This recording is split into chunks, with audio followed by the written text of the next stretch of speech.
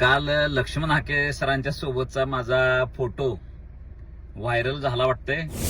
हा हाके येड झावाय तो येड झावा, हे मी ऑन रेकॉर्ड बोलतोय। ट्रोल आणि टीका करण्यापेक्षा आपण उत्तर काय देण्यापेक्षा बाबा समाजातल्या चांगल्या माणसांना कळावं म्हणून मी हे बोललो। टीका करणाऱ्याला तर आपण कोसतो आणि त्याच्यात काय कोणाला गणत नाही। मित्र हो नमस्कार।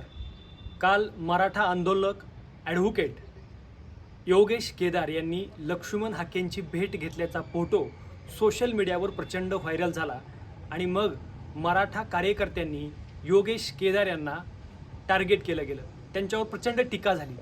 खरंच योगेश केदार आणि लक्ष्मण हाके यांच्यामध्ये भेट झाली आहे का? भेट कशामुळं झाली? भेटीमागची कारणं काय आहेत? या व्हिडिओच्या माध्यमातून आपण समजून घेणार आहोत। मुळात योगेश केदार यांनी मराठा आरक्षणासाठी जे योगदान दिलेलं आहे ते योगदान तुम्ही आम्ही नाकारू शकत नाही। अतिशय चळवळीतला कार्यकर्ता म्हणून योगेश केदार यांची ओळख आहे।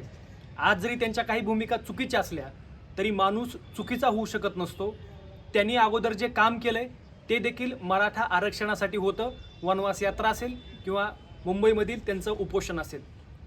आदरणीय योगेशजी केदार यांचं योगदान हे तुम्ही आम्ही नाकारू शकत नाही।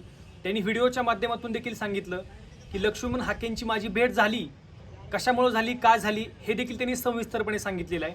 मुळात त्यांच्या फेसबुक पोस्टवरती सुरुवातीला त्यांनी असं सांगितलं की मी कुणाला भेटायचं कुणाला नाही हे तुम्ही कोण ठरवणार, आणि मी वकील आहे, माझ्याकडं कुणीही सल्ला मागायला येऊ शकतं, मी त्यांना भेटतो, असं एक कारण दिलं। आणि आज सकाळी त्यांनी एक लाईव्ह व्हिडिओ केला, त्यामध्ये ते असं म्हणतात की मी पक्ष कार्यालयाच्या खाली उभा राहिलो होतो, अचानक लक्ष्मण हाके आले आणि त्यांची माझी सहजासहजी भेट झाली। मग कार्यकर्ते असं म्हणाले की खाली गप्पा मारण्यापेक्षा सभागृहात वरी कार्यालयात गप्पा मारू, आणि अशी आमची सविस्तर चर्चा झाली।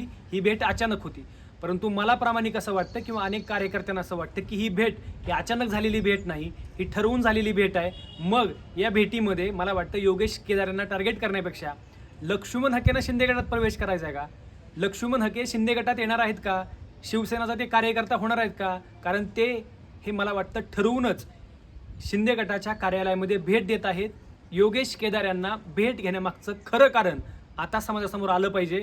जरी योगेश केदार असं म्हणत असेल की ही भेट ही ठरवून केलेली भेट नव्हती, सहजासहजी भेट होती, त्यांच्या ठिकाणी ते योग्य असतीलही, परंतु महाराष्ट्राला या भेटीमागचं खरं कारण कळलं पाहिजे। आणि सगळ्यात महत्त्वाची गोष्ट मी आवर्जून सांगतो, माझ्या सगळ्या बांधवांना सांगतो की योगेशजी केदार यांचा पवन करवर करू नका। पवन करवर जरांगे पाटलांना भेटल्यावर ज्या पद्धतीनं पवन करवरवर टीका झाली त्याच पद्धतीनं योगेश केदार यांच्यावर टीका करू नका। योगेशजी केदार हे अभ्यासू आहेत, कार्यकर्ते आहेत, आणि मला वाटतं मराठा आंदोलक म्हणून त्यांचं काम सुद्धा नाकारता येणार नाही। म्हणून आपल्याच बांधवांवरती टीका करण्यापेक्षा त्या बांधवाला समजून घ्या। मला मान्य आहे चुका होत असतात, चुका होत राहतात, पण त्या चुका घेऊन बसायचं की आपली माणसं विसरायचं हे आता आपल्या हातात आहे। तुम्ही देखील तुमच्या प्रतिक्रिया अवश्य कळवा। म्हणजे मोठे कार्यकर्ते भेटलेलं तुम्हाला चालतं, पण सामान्य कार्यकर्ते भेटले की आपल्याला जर चालत नसेल तर हे दुर्दैव आहे। मित्रांनो, तुम्हाला काय वाटतं? तुमच्या देखील प्रतिक्रिया कमेंटमध्ये अवश्य कळवा। आणि या चॅनलवर जर आपण नवीन असाल तर अशाच प्रकारच्या व्हिडिओसाठी आमचा हा चॅनल नक्की सबस्क्राईब करा, शेअर करा। धन्यवाद।